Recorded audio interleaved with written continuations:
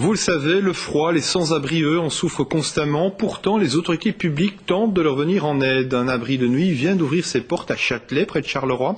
La nouvelle est positive, mais bien insuffisante. Il ne peut accueillir que 6 personnes. Hugues Angot. Denis Huvier travaille chez Solidarité Nouvelle et s'occupe depuis près de 15 ans des sans-abri. Il vient découvrir les nouveaux lits qui seront mis dès demain à la disposition des SDF.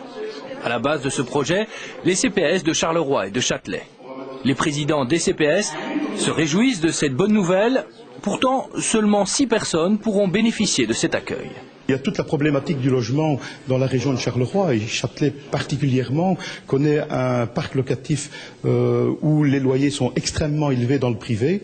Il y a des logements sociaux bien entendu, mais il y a en permanence plus de 500 demandes qui ne peuvent pas être rencontrées parce que les logements ne se libèrent pas directement. Et donc là c'est un véritable problème. Ce problème criant, les sans-abri le manifestent depuis plus d'une semaine en logeant sous ces tentes en bord de Sambre.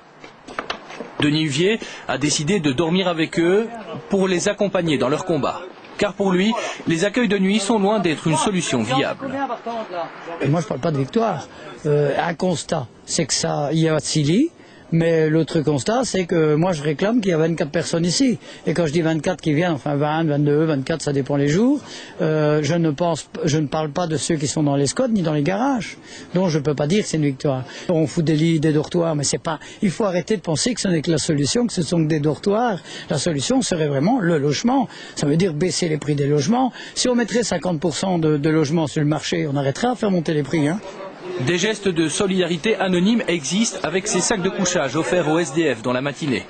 Mais au-delà de l'urgence, la revendication reste toujours la même, des logements pour une vie décente.